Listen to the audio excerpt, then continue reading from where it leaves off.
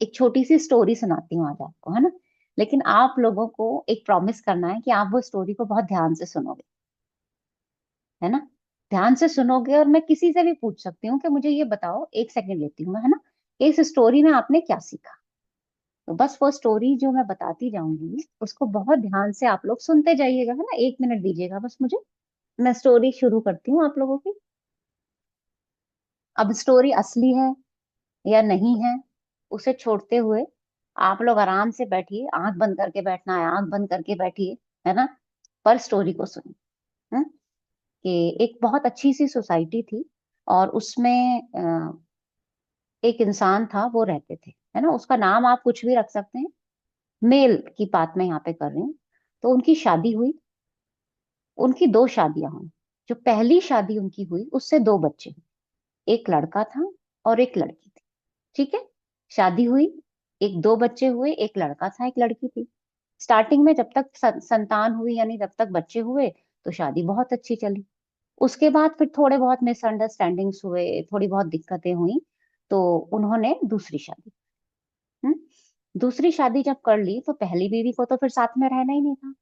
तो पहली बीवी को इस पे बहुत नाराजगी हुई कि आपने मुझसे बिना बताए दूसरी शादी कर ली। वो बच्चों को वहीं छोड़ के उनके पास और वो चली। लेकिन वो जो लेडी थी, वो जो फर्स्ट उनकी वाइफ थी, वो उस पूरी सोसाइटी के जो प्रेसिडेंट थे, उनकी बेटी थी। समझिएगा इस चीज को, है ना। सोसाइटी के जो प्रेसिडेंट थे उनकी बेटी थी और वो उस सोसाइटी में रहते थे। उनके हस्बैंड ने वहीं रहते हुए दूसरी शादी कर ली। बच्चे किसके पास थे? बच्चे थे हस्बैंड के ही पास, यानी वाइफ बच्चों को लेके नहीं आई थी, है ना। वो अकेली आ गई थी अपने पिता के घर। अब ये बातें सुनकर पिताजी को तो बड़ा गुस्सा आया कि मेरी सोसाइटी में रहते हुए मैं यहाँ का प्रेसिडेंट और मेरी बेटी के साथ ही धोखा किया तुमने। ये बात सुन के पिताजी को बहुत गुस्सा आया। तो उन्होंने कुछ एक्शंस लेने के बारे में सोचा कि इनका मकान यहाँ पे है, ये है, तो मैं कुछ कुछ थोड़ा बहुत कार्यवाही तो मैं जरूर। है।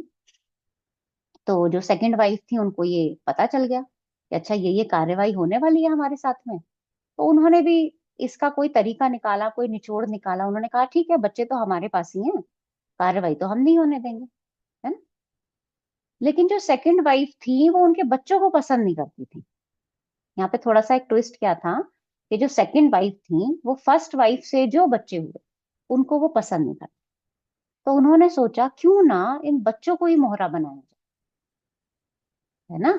इस पूरे जो जाल बिछा रहे हैं उनके पिताजी, उससे बाहर निकालने के लिए इस बच्चे को ही मोहरा बना दिया जाए। तो उन्होंने ये बात की अपने हस्बैंड से कि देखो ऐसी ऐसी बात है, मुझे थोड़ा बहुत ऐसे ऐसे पता चला है कहीं से।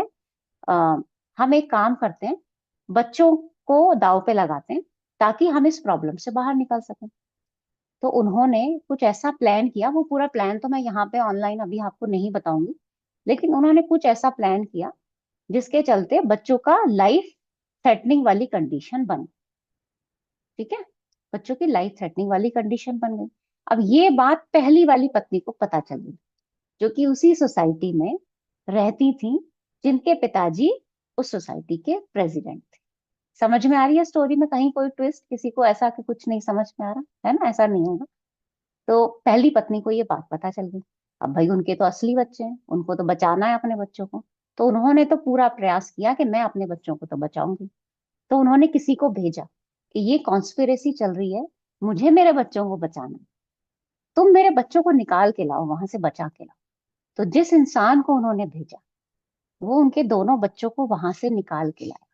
लेकिन दोनों बच्चों को लेके आने में सिर्फ एक बच्चे के साथ दुर्घटना हुई और एक ही बच्चा वापस आ सका। एक बच्चे की डेथ हो गई और एक बच्चा फर्स्ट वाइफ के पास वापस